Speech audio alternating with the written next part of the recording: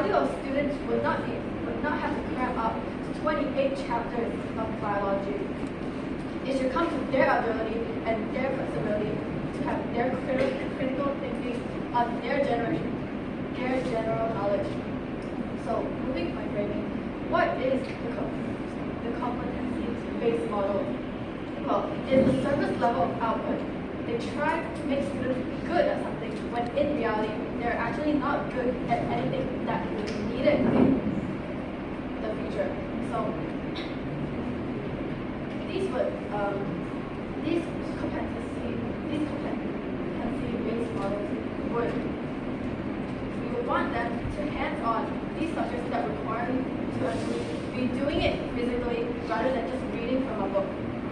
And giving them these subjects with more reading than actually doing it physically, these students could be forced to look at a page rather than actually pursuing out the activity that will make them learn something. Because critical thinking wise, we want students to learn hands-on. We want students to actually store more information than just memorizing for their exams. Now, what is a national-based curriculum? These national-based curriculums are standardized. Standardization means students get limited. They get calculated based on their IQ in these grade formats. Malaysian students are being forced to take 5 to 6 subjects just for the sake of their final exams. These tests don't give any benefit to them, which is why they won't use this in the further work field.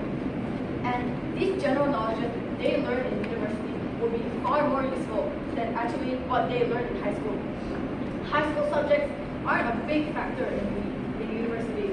They're supposed to be specialized in university rather than the students having to be specialized in high school. Because university gives them adaptation. It makes them adapt faster to going out into the work field to look for a job. Without the adaptation, being specialized already in high school would make the students rigid. They would not be prepared for the job market on what comes to them. Now, what does the 2026 landscape look like? It offers the youth a unique advantage through specialized digital economies, a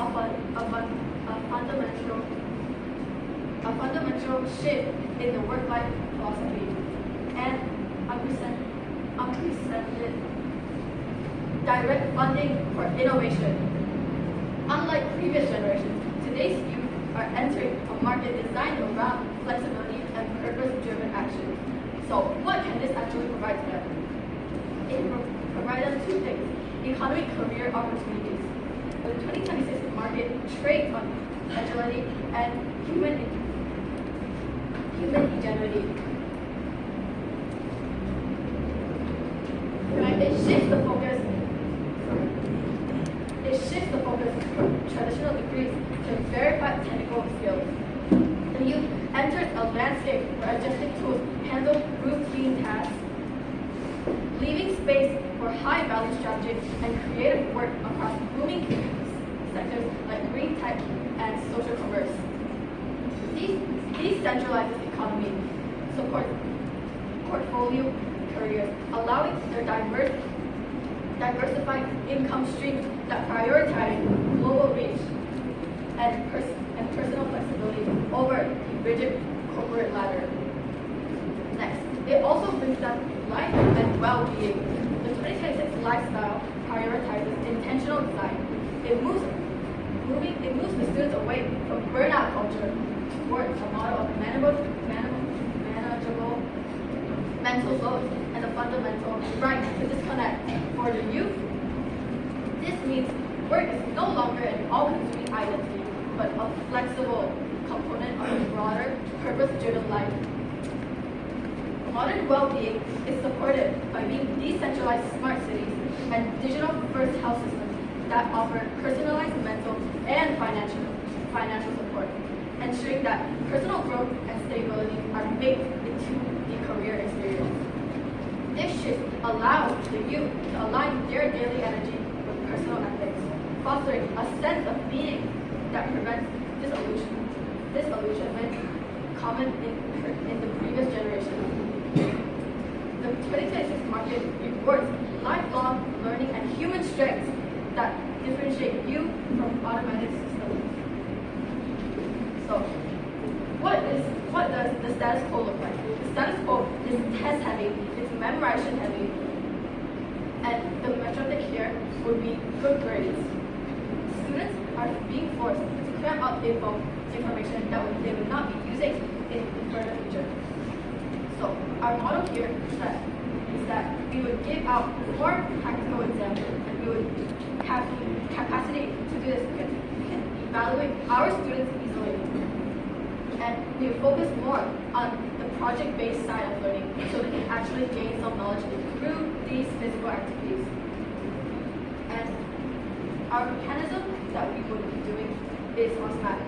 It's a system where it does curricular practical tests and not sacrificing knowledge. They are a smaller part in a larger system. They still require the need to learn language subjects as well as science and math. So it would not harm the students, but would rather benefit them more. So moving on to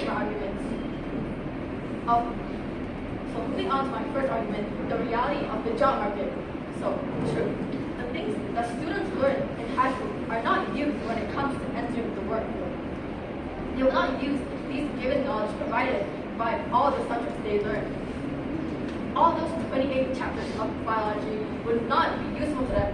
They would not even use these at all. They would not think of those experiments that they did on the top of their head because it's useless. Right? What impact does this bring to them? It brings them the inability to be prepared for the workforce. They will go out to the workforce and without university, they will most likely not land a job that is fundamental enough for them. It will cramp the brains of students to store knowledge that will not be useful or needed to them further on outside of needing them to learn so they can ace their tests. So what is the comparative here? Opposition side is pushing for a world that doesn't encompass in the real world. High school doesn't teach them how to work. Students are being punished for thinking outside the box, outside of their textbooks, just because it doesn't suit the answer sheet. And it will push out a generation of students that will not know how to work. They will not know how to actually process these things. They will not know how the work life is supposed to be like. All because they are too fixated on what they've learned in high school. Next, for my next argument, will be about effect. So, if you would rather have students go into the workfield with only 28 chapters of biology engraved in their brains than stand aside opposition, if you would want to prevent the downfall of our generation of workfield with students that with the actual knowledge needed, stand aside opposition.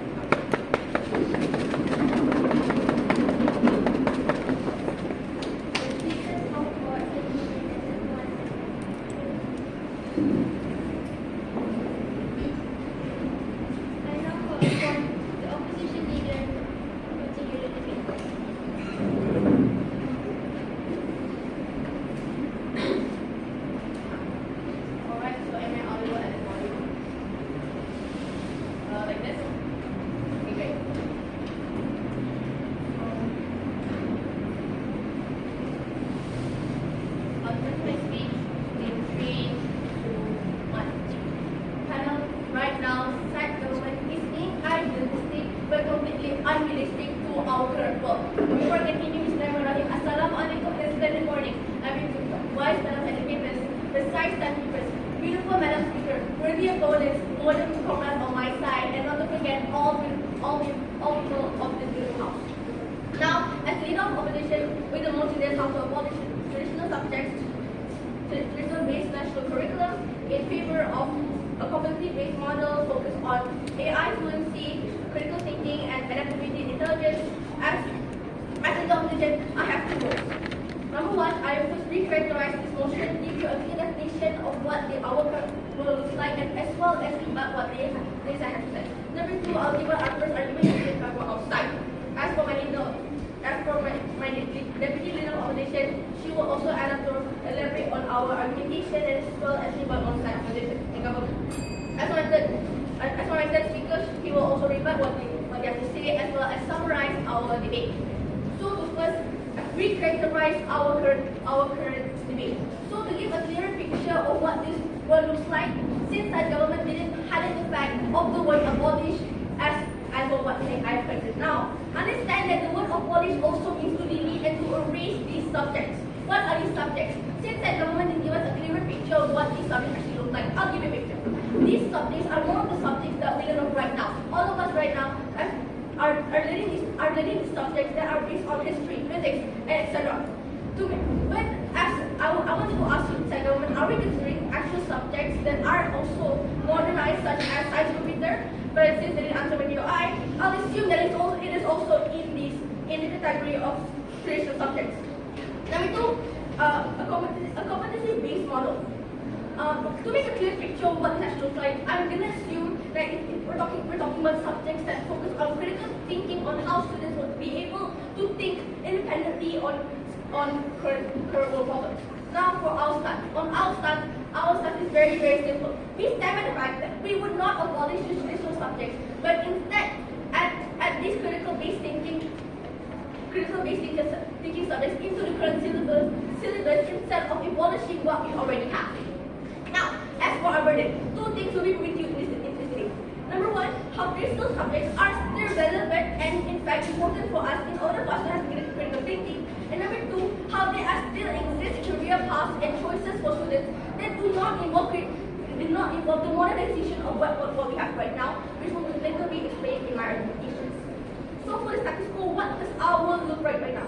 To answer the question, sure, they do exist people that think these traditional subjects are somewhat irrelevant. I would say no, it is not irrelevant. Sure, this side can say that having to memorize certain facts about biology, somewhat like that, is not relevant in issues of waste of time by cramming this knowledge into students' brains. But no, in order for us to have critical thinking, in order for us to think outside the box, we have to understand the base of it first and why does it exist in the first place. If it weren't for these subjects, how would students be able to actually understand what are they learning about and why should something be changed? If they're going to see that these subjects are irrelevant, what about students that are actually studying about these career paths, such as doctors, such as philosophers? These are subjects that are still critical into his life, and although yes, there still exists the modernization of technology, they would still exist the humanities courses such as philosophy, history, and we still need this in order for us to draw a line. If we were to abolish these subjects, and that is completely unrealistic, it is going to change the education system drastically. Now, talking about stakeholders, three main stakeholders that we have to understand that will be impacted in today's debate. Number one, students. How will they be able to adapt themselves into these subjects? Are they going to lose their favorite subjects just because they have to suit to the adaptation of critical thinking and AI fluency? Number two, teachers. Teachers that have been working in this system, when they suddenly have to change how they teach and how they teach these students. Understand that teachers, matter of fact, do in fact work and study to be able to teach these students what they already learned in school. If we were to suddenly change the system and abolish what they have already been teaching for decades, is that going to be a world that is actually idealistic or completely unrealistic? And furthermore, the school system. How will the school system actually adapt to this great and new syllabus simply because we're abolishing these traditional subjects? Now, for our mechanism is simple. Instead of actually abolishing these subjects, we will add these critical thinking based subjects into the syllabus by adding workshops and might even add a new course that focuses on this critical thinking. Now, as for the parameter, to make this table not too messy, we're gonna narrow it down to Malaysia. In order for us to actually focus on the theme of Madani, in order for us to make sure that we have kesejahteraaan and daya cipta in our students, for us to build students that actually do have critical thinking as well as have the basic knowledge of what we should have right now. Now, moving on to argumentation. Under the scope of employment, understand there still exist career paths and also students that don't want to learn these critical thinking based subjects. Understand we all have free will. The reason why The reason why the education system is so broad and so vast and has so many courses in the first place is because students want to learn what they want to learn. If we were to force all students to have science stream, that's not going to be realistic at all.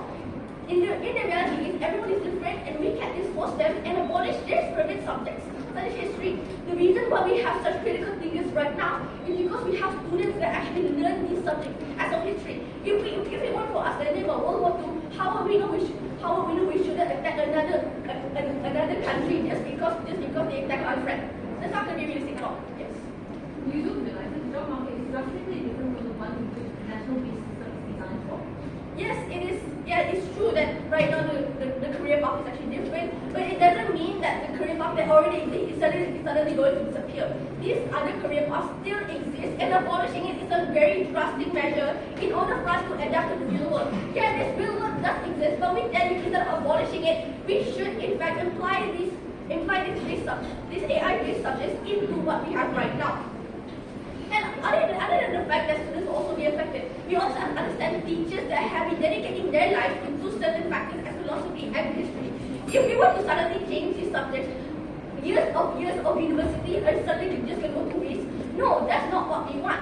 We also want to achieve a world where people have critical thinking in a way that they can think outside the box. But if we were to suddenly change the system drastically in a way to have these students to learn these things, it's completely unrealistic. And even if the government were to say that we're going to train these teachers for them to suddenly learn how to do these critical thinking subjects, that's completely impractical. Imagine how much money we're going to waste, how much time we're going to waste in order to teach these teachers that have already been doing this for most of their lives, simply because to adapt to what our world looks like right now. Of course, adapting to the real world is important, but understand, even if this is important, we cannot just lose what we already have and completely change what we already have throughout decades and centuries of building of our already existing education system. With that, then we're going to talk about policy.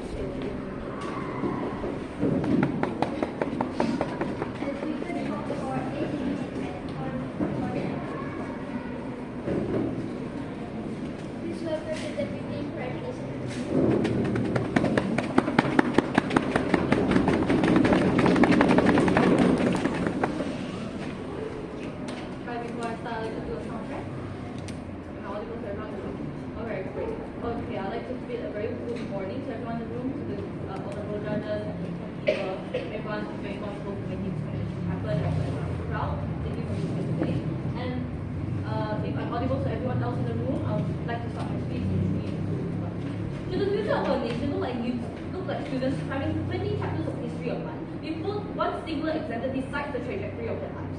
Should we stand to keep opposition and fight for a system that is not only designed for the real job market in mind, or should we work with the cards dealt and reform the system entirely to make sure that you can actually compete in the current job market and the reality they have to face? So I'm going to section my speech like this first. So firstly, I'm going to be offering a few points of responses to the opposition side. Second of all, I'll be offering a few very key points of clarifications on our side, on our stance and our mechanization. Second of all, and third of all, I'm going to talk about some extensions on my first speaker's argument, and third of all, my own substantive and comparative.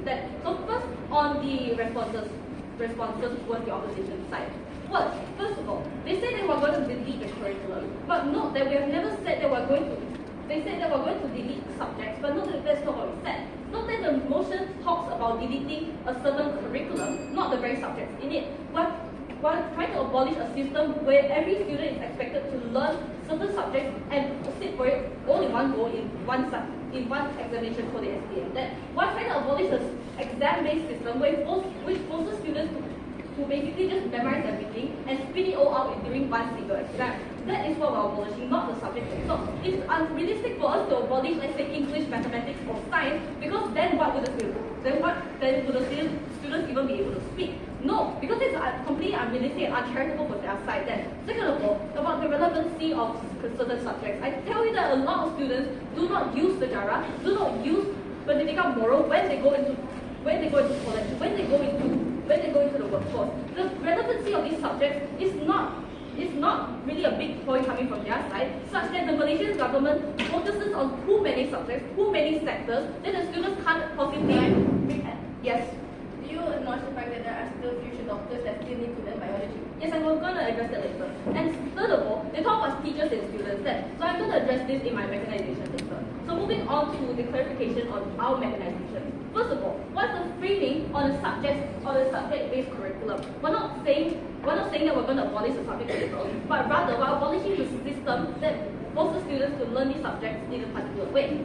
How does this look like? So SPM. So it looks like students taking SPM because it is the main metric that most universities use to measure your students' work. It looks like them taking multiple subjects up to 12 to 13 because that is what the curriculum expects of them. Third of all, it is a system that has no emphasis on practical. You can argue there are stuff like Amali or project-based learning, but this is a minimal part of the system and does not actually do any real impact. And third of all, it is built for an outdated job market. So what is our stance here? So what are we trying to defend? We're defending something similar to the OSMET system, that less subjects and more hands-on approach to teaching. It means that students actually are given the chance to apply their knowledge, to apply critical thinking in the things that they learn. It's not just entirely learning it's not entirely just like eating up entire textbooks and spitting them back out during the exams, but rather internalizing that knowledge and applying it critically and relevantly into certain fields such as like AI then. So what are the metrics we're going to use to what are the metrics are we going to use to measure this system? The metrics that are being used are like project-based learning, EQ assessment, and creative thinking. Then we tell you that this does not mean no PM, no mathematics, no science, etc. It means that a mixture to ensure that systems are to make sure that students are well balanced. It makes that subjects and like textbooks a smaller part of a larger system that makes sure that they are entirely prepared for the realities of the job market. So moving on to my extension then. So what is the current system doing? So what is the traditional system designed for that? The traditional system is designed for tasks that are mundane and repetitive because this was what the government wanted people to be prepared for back in like the 80s then. Because the principle of students learning every single day for 9 to 8 hours is what the government wanted 80 years ago when they wanted people to sit in office jobs. But that's no longer what the government wants then. What the government wants now is people who are able to adapt, people who are willing to change with the times to work with what we have. What we have now is agentic AIs that are now able to automate mundane tasks, repetitive tasks. So we no longer need students to be able to grind and work for hours on end, such that we need more students who are able to innovate and work with what they are given. That's why we have a push for AI frozen critical thinking and adaptive intelligence, such that this is the reality of the job market now. So what's the trade-off here? Well, we need to trade off students having less specific knowledge like physics or bio. It means that we give them skills that allow them to excel wherever they go, which is everywhere then. So we tell you that we are willing to trade this off because of 2 reasons. Because unis are still going to take you regardless, especially if you change the system, because now they have to judge you based off like general metrics. And second of all, they'll be able to learn this specific knowledge in university anyways, because I don't need to learn biology in school to be able to go to university and go to med school. Because if I learn what I need to learn in med school, that's enough, and it does not require me to know what is cytoplasm in secondary school. What I need to know is how to integrate my work ethic and integrate the knowledge about AI to actually bring an impact to the world. So moving on to my substantive. So what is my substantive here is the competency of students themselves. So I have 3 layers to this. Consistency. A project-based learning or like a competency-based learning is going to grade students based on integral. Means that students are graded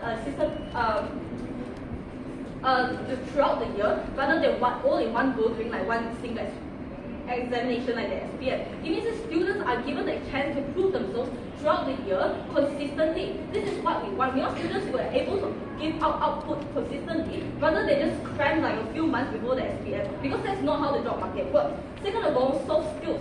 It doesn't work if students are all so good at memorizing Sejarah and biology. If it means that they go to the workforce and they can't even speak to their boss.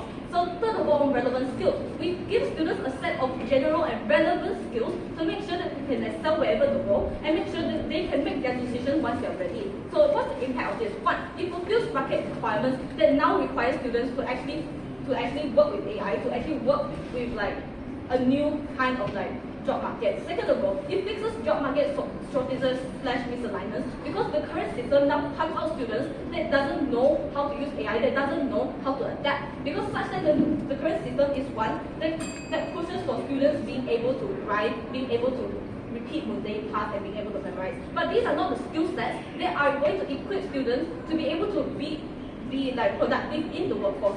So what does this mean then? The impact is that more progress on the nation will be achieved from our side, such that it's more aligned with what the government wants, it's more aligned with what the job market is looking for. So I want to reiterate again, what is the system designed for their side? The system that their side is fighting for is one that, sorry. Okay, what is the comparative here? They're comparing is that they're giving students skills that are no longer needed. They're giving students skills that AI can automate easily. They're setting up students for failure because they're giving students things that they no longer need that AI can replace easily. What they are doing is they're not setting up students for success, rather they're giving them a bunch of things that are no longer needed. That it's like teaching them to do mental calculations when we have calculators. There's no one that is going to hire them because such that we already have AIs that are able to automate them with that team proposition.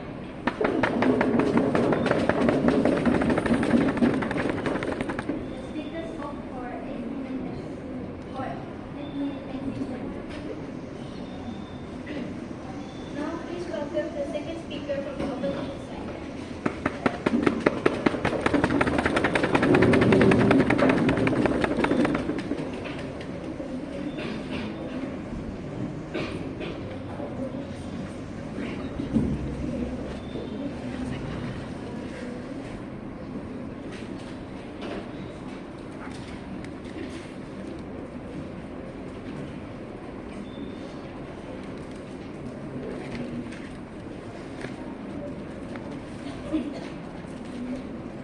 Am I audible at this volume? With that, I'll start my speech in 3, 2, 1. We believe that every success must start with a dream, but abolishing the traditional curriculum and replacing with only AI-based curriculum, that is an impossible dream, ladies and gentlemen. Now, before I begin, Assalamualaikum and salutations happy to the wise educators, timekeeper, beautiful madam speaker, fellow debaters on site government, and comrades and all members of the floor today. Today I'll do 3 things in my speech, which is first, I'll be reinforcing our stance by reinforcing the mechanism set by my first speaker. Second, forwarding several rebuttals towards the site government, and thirdly, providing my own substantive to reinforce our stance. Now, before I begin, let's just reinforce the mechanism that's set by my first speaker. Now, our mechanisms are we're not abolishing the subject. We are integrating the AI itself, the AI-based curriculum, into the national curriculum instead. How are we going to do this?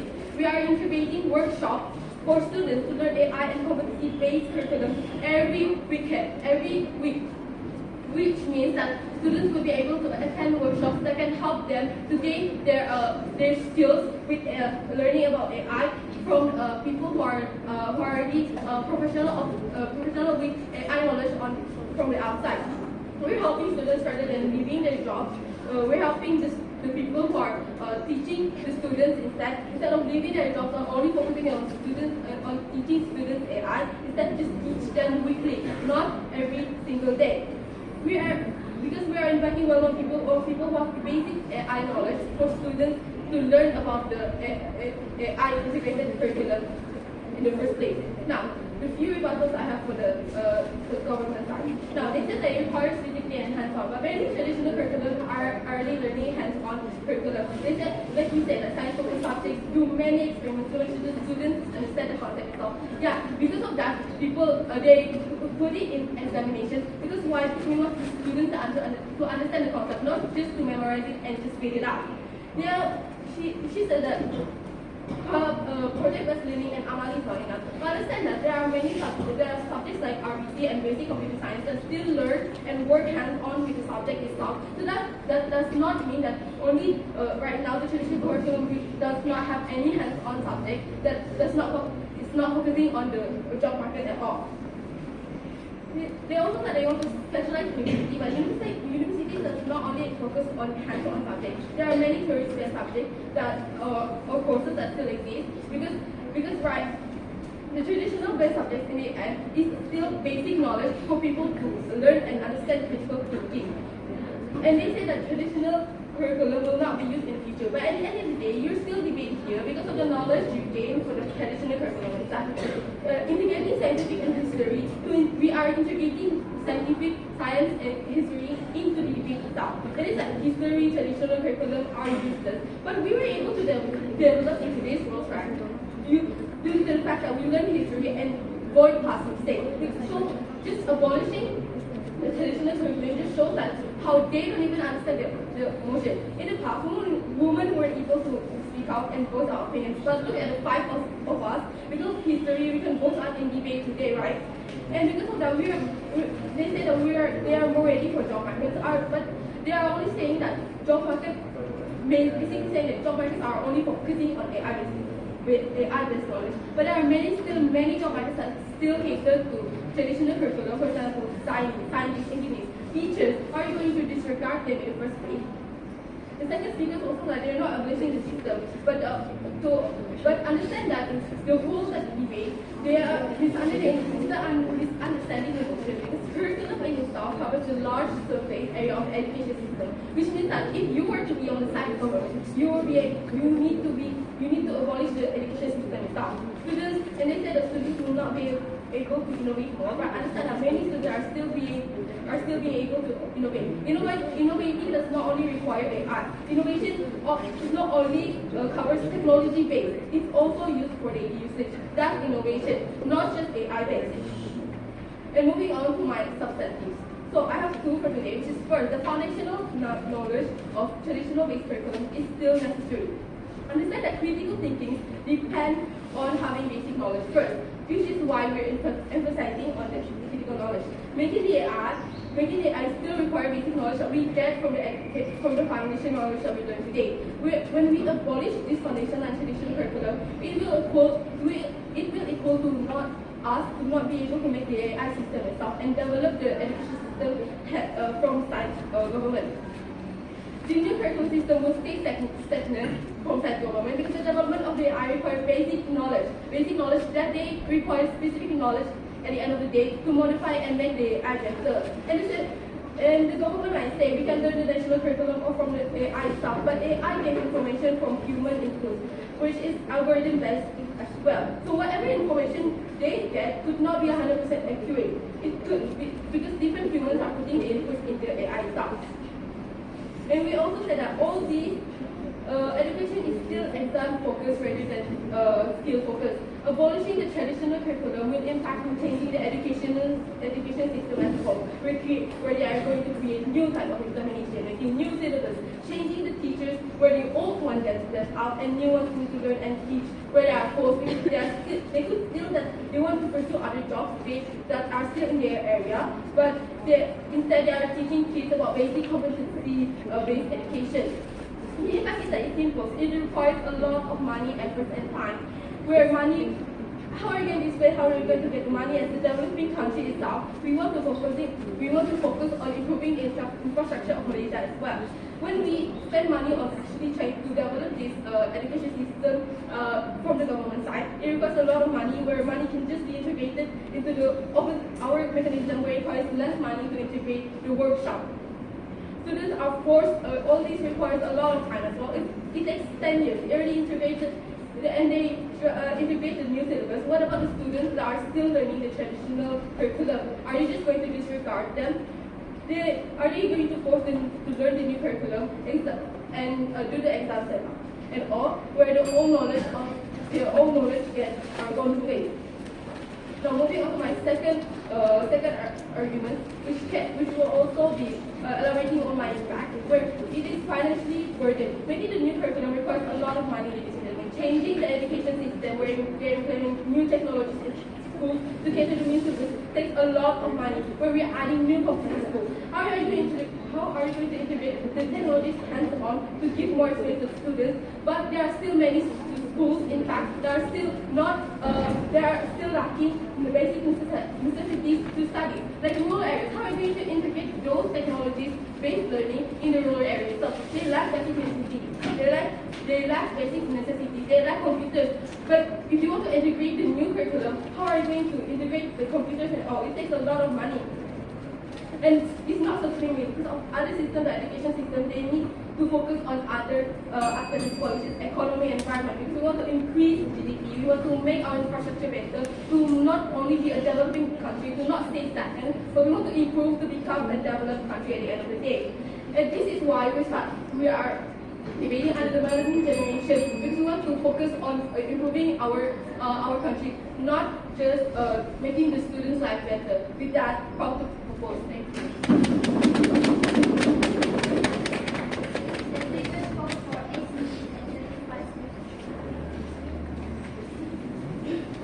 Please welcome the government.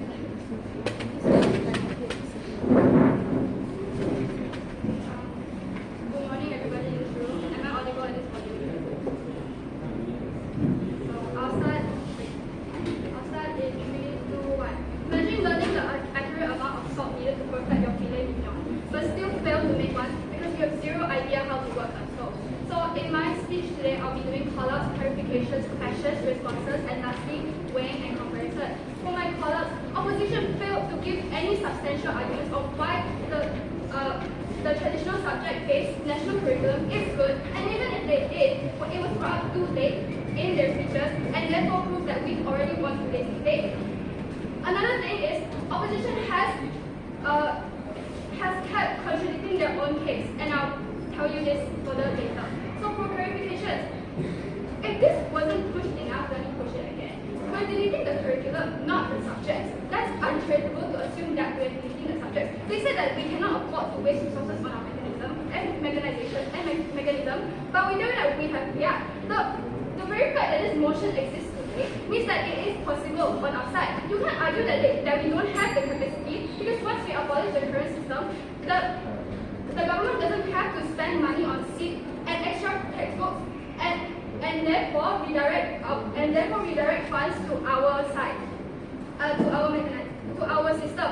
So for clashes, the main clash that I discovered in today's debate is having one thing better than having both. We know that obviously having both is better because at the end of the day, you still need theory to carry out the practicals. However, on opposition side, it's heavily reliant on theory, not much of the practical. What this does is it pushes students out onto the work field, not knowing what to do hands-on. So what's the point of getting straight A's if you don't even know how to carry out practices? You could know the amount of time and seasoning needed to cook sirloin steak, but once you try to cook it, you fail miserably, and Gordon Ramsay slams you with his knuckle sandwich. So let's weigh this on a few fronts. Number one, on solvency. So let's look at the issue to solve. The issue to solve is the current job market. They report that a lot of freshly graduated students have no idea what they're doing, but still score 100% on written tests. That's one of the reasons why we have practical exams in the first place. That's why Madani exists. However,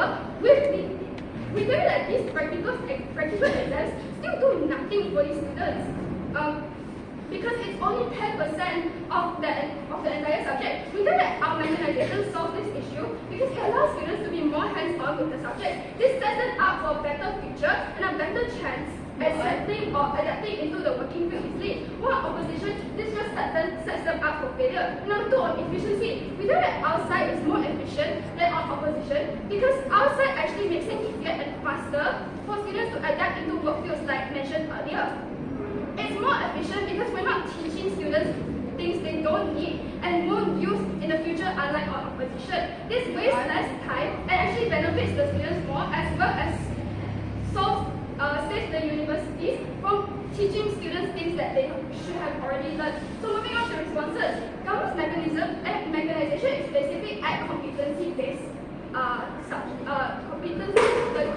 competency-based into the subject. This doesn't make sense on your side. The fact that these subjects already take up so much of the students' time, and if you add these subjects in, you think the students will appreciate you adding appreciate it when they already have piles and piles of material to learn. So our mechanization solves this because it actually gives them chances on the it gives them choices to choose subjects that they want to take or continue taking in the future. Opposition also said that what about us? If they asked us what about students who are interested in furthering these subjects, and teachers will have to change how they teach. We know that this is symmetrical. This is still possible on our side. The subjects will still exist on our targets that they want to reach. So our system abolishes the current system where it's mostly just written exams and forcing students to memorize words that they probably wouldn't even remember in the future when they go to university. So we feel that this current system, we feel that this current system, you need larger parties to actually make sure that they don't repeat the mistakes, because it will occur. So thus this wastes a lot of time and makes students dread going to school every single day. The same amount of resources are put into our system, but students are more competent. It gives them the ability to adapt easily into the future and into the working field. This frees up space in the students' minds to ensure the knowledge, to store knowledge in the future. Opposition also says that, science or RBT subjects do many experiments. Are these experiments enough for the future? They aren't. Do you think students will carry out these experiments at home? When these practical tests are only worth 10% of their grades? No. So, opposition also says that whatever info that AI is giving is not reliable. We think that this statement is irrelevant, it's completely irrelevant, it's unreliable and inaccurate because there's not enough research on it. So isn't our system better to improve the current unreliable AI that you say? They also say that our system is financially burdening. We know that this contradicts your very own mechanization, which is to add subjects into the current system. So aren't you basically making the government spend more money on adding these adding these subjects?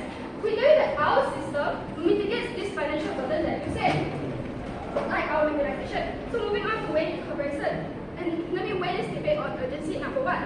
On our side, we know that it's more urgent to give students the chance to carry out physical labor than it is on opposition side to only give them written exams or tests and 10% of practical exams. We know that this also becomes urgent because it makes students cram less for exams, thereby forcing consistency onto them and to study every few days, not just right before exams. So this prepares them for the future where they're expected to show up to work every single day, knowing what to do and only be answered when they're sick. So number two, on impact, we know that on our side provides a larger, more beneficial impact onto students because it allows them to focus on learning and applying concepts in real time, real life, not just on paper. We do this because high school teaches too much for too little impact and less outcome. There's no point of teaching 8 to 9 subjects or only scratching the surface.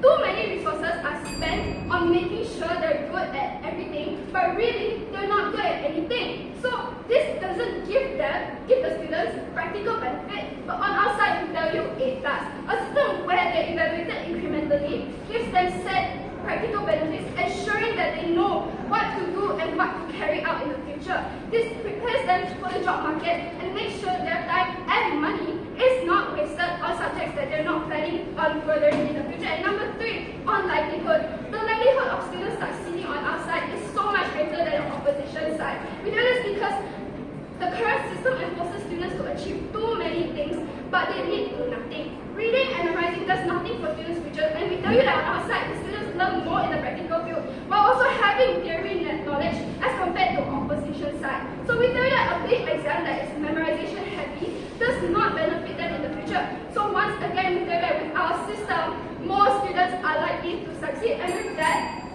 stand in government.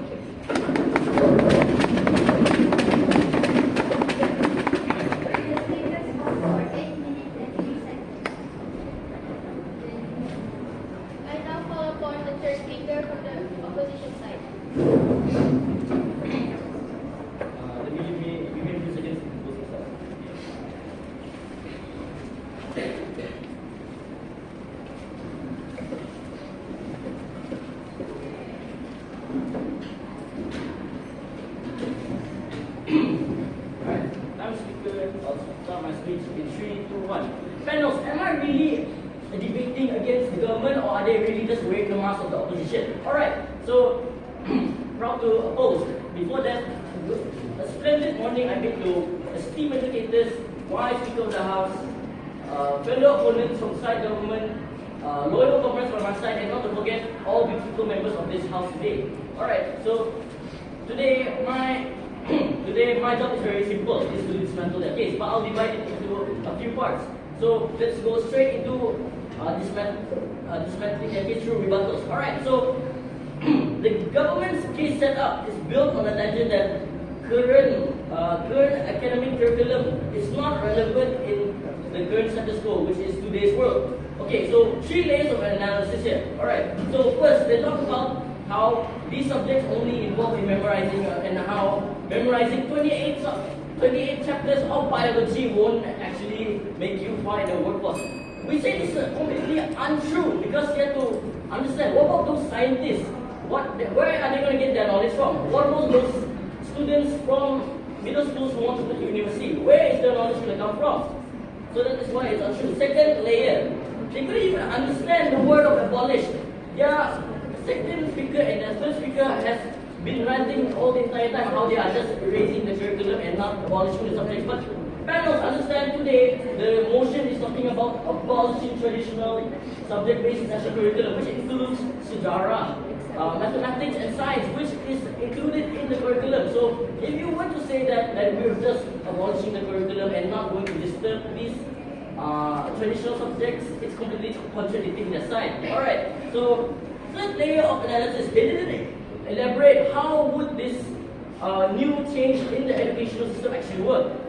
How would a teacher feel if they wake up one day and then they're suddenly forced to teach about critical thinking skills and the fluency on AI, when before this they're teaching subjects about English or RBT or science? They didn't elaborate on that. And then the gaping hole in their case is that they didn't look at the broader picture of stakeholders. What about those students who live in rural areas? How would this AI syllabus be integrated to schools in rural areas? How would they adapt? Where would the budget come from? I am not hearing any mechanism, any clear mechanism of how would this mechanism be interpreted in today's world. Okay, so moving on to clashes. So both sides agree that AI is the future, but meanwhile the government entirely replaces the syllabus with just putting AI fluency and all that. We, the opposition, give more benefits because in our world, we put a world where these traditional subjects can exist and also these AI subjects, which is to push AI for the future, to prepare students for the future of AI through competitions or workshops. And if they were to say that this is actually burdening the students, that's why my first speaker said we give this as an option, which is kehormatan, respect. We give students who have the choice or option, want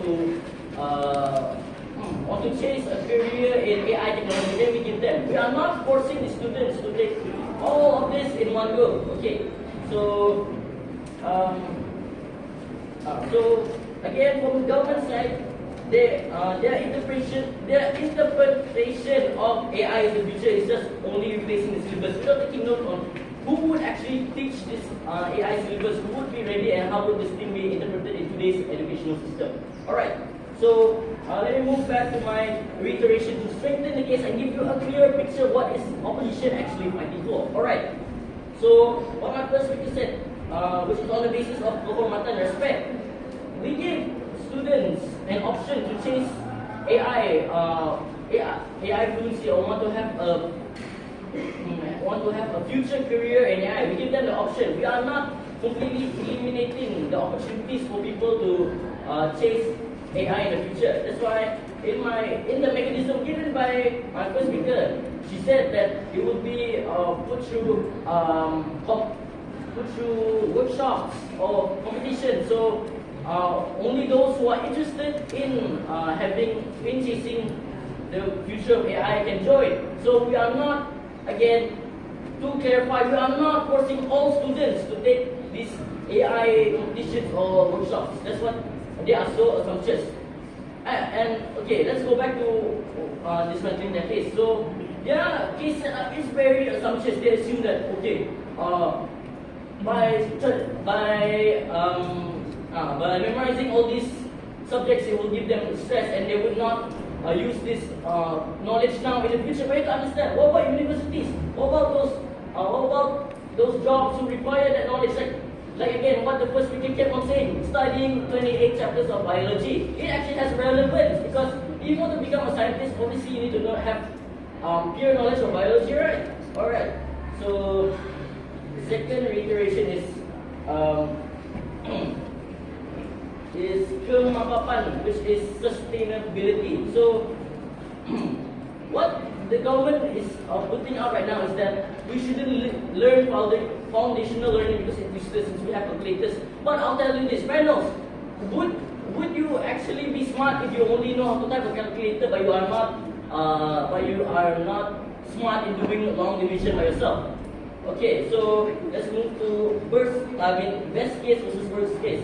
Even if the best case from government side is that they give less pressure to students, they so-called prepare students for the future and fit the needs of the current job market, they still fail in answering this motion because they never took into account how would the stakeholders be affected, how would the educational system be affected, and how would this new integration actually work. So the worst case from government side is that the current traditional subjects that is taught in the national curriculum won't be fitted for the current job market. Even if the subjects you learn in school today are not relevant in today's job market, we still win this case because at the end of the day, if you want to become a mathematician, then you have to learn mathematics, right? If you want to become a scientist, then you have to take biology, chemistry, and physics. So the way of this case is that while government just gives you a dream that will never happen, we, the opposition, give you the reality. How would it actually work? And we give you a world where both AI learning and traditional subjects can coexist. So if you believe that we, the opposition, have given you the clearer picture and the best solution, then put your ballot in the opposition's favor. Thank you.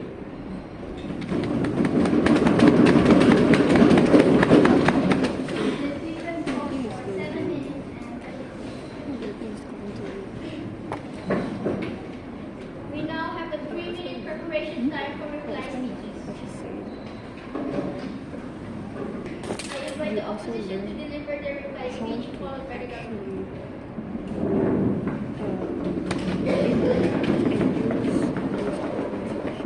Again, am I audible at the volume? Great. So, I'll start my speech. 3, 2, 1. Panel, side government, sandcastle. Beautiful from afar, but built of assumptions and no clear structure of what their world actually looks like. So if I continue, yet again, as President Morning having the evidence floor, I as a reply speaker from South Position will give you a clear clarification on what this debate actually looks like and why our side wins. So to first reinforce our stance and what we want to do as South Position. Our stance is simple. Instead of actually abolishing these subjects, we want to integrate the AI-based subjects into the current syllabus. We tell you that having to abolish these subjects is in fact completely unrealistic, and the government has not even read the motion. As for their side, it's supposed to talk about how they're going to abolish it, but they haven't even talked about that at all in their speeches.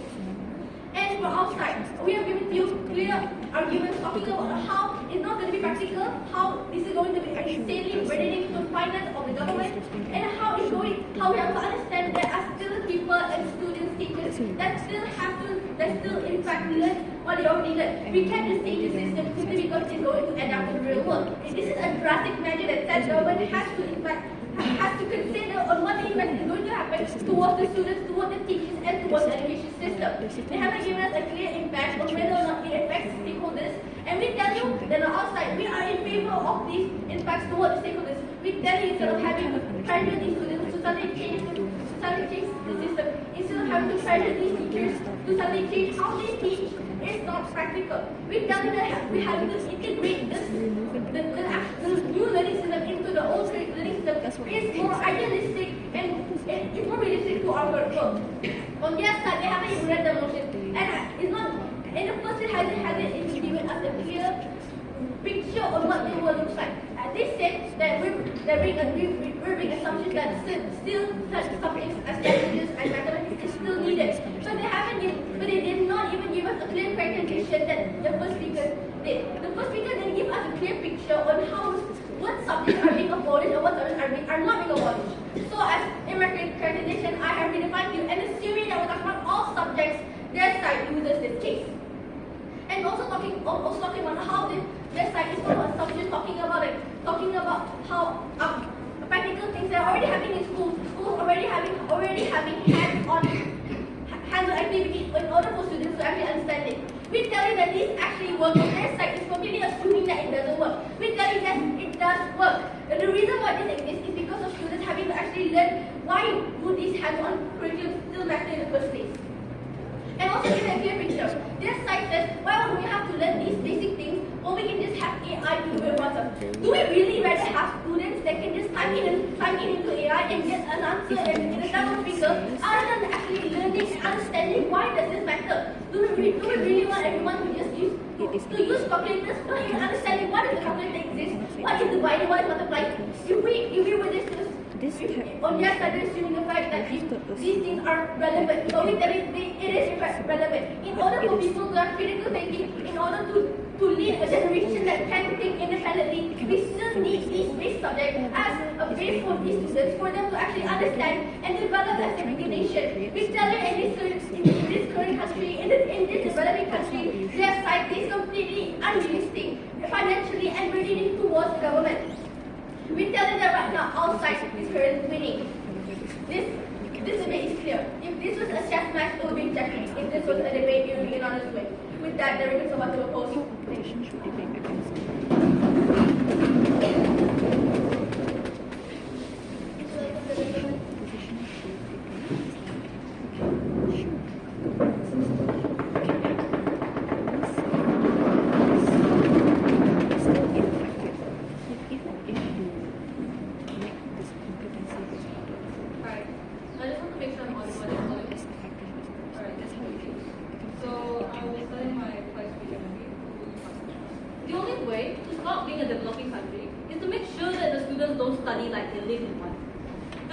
Underdeveloped countries don't have SPM but rather they have OSMES SATs because the success of a nation depends on the mental plasticity and the adaptability of the students themselves. Maybe the key to success is to make the students be able to do something very well rather than make them scratch the surface of every single subject on earth such that they don't even know what they're trying to learn and what are their goals in life.